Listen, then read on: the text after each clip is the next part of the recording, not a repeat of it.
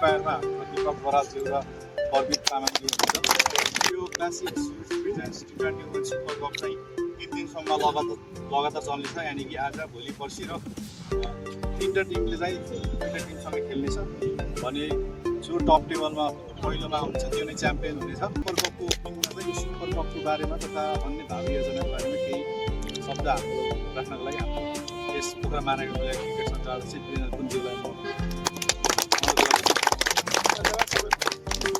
पहिलोप्रथम त आज सबै ड्रेसमा आउनुभएको छ, एकदम आज एकदम राम्रो देखिएको छ।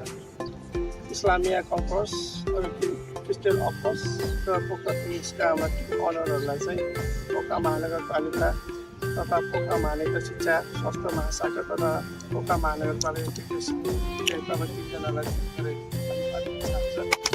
तपाईँलाई थाहा छँदैछ, सम्पूर्णलाई थाहा छँदैछ। विगत हामीले गरेको स्कुल लेभल टुर्नामेन्टबाट हामीले बेस्ट प्लेयर निकालेर यो 3टा टिम बनाएको र यही 3टा टिमबाट नै अब हामीले चाहिँ बेस्ट 14 निकाल्छ र त्यो बेस्ट 14 चाहिँ हाम्रो पोखरा महानगरपालिकाको वुमेन्स टिमको रूपमा हुनेछ।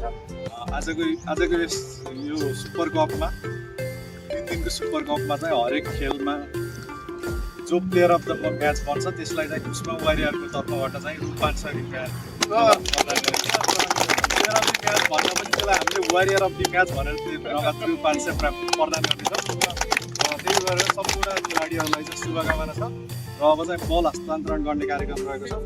बल हस्तान्तरणको लागि शिशु अस्पतालका सर हुनुहुन्छ यति बेला, उहाँले चाहिँ सर आउनु सर उहाँले चाहिँ आजको म्याच एम्पायर दीपक बरालज्यू र प्रदीप तामाङज्यूलाई बल हस्तान्तरण गरी आजको उद्घाटन समारोह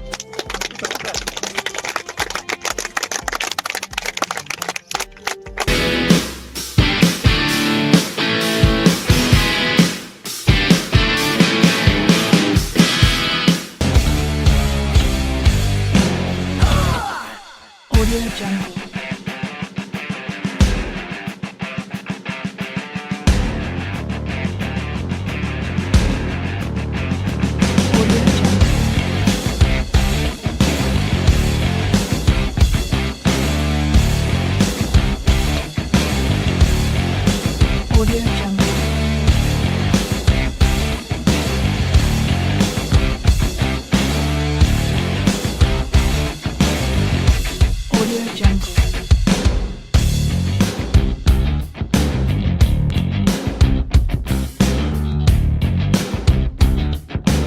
Audio Jungle.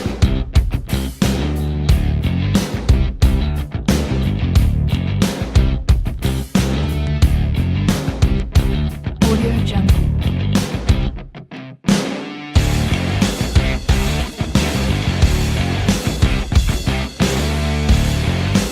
Audio Jungle.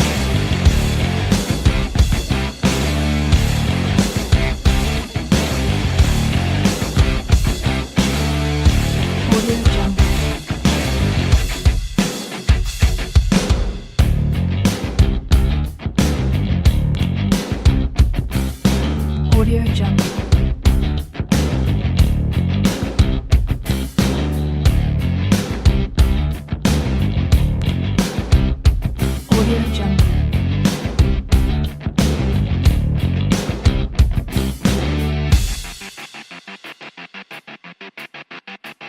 Audio Jungle.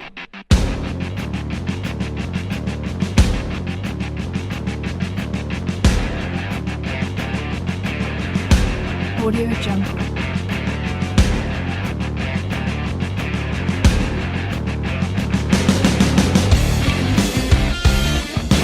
Audio Jungle.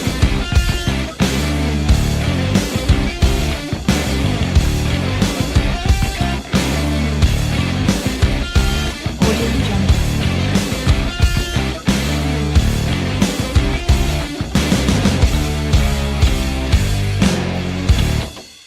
Audio Jungle.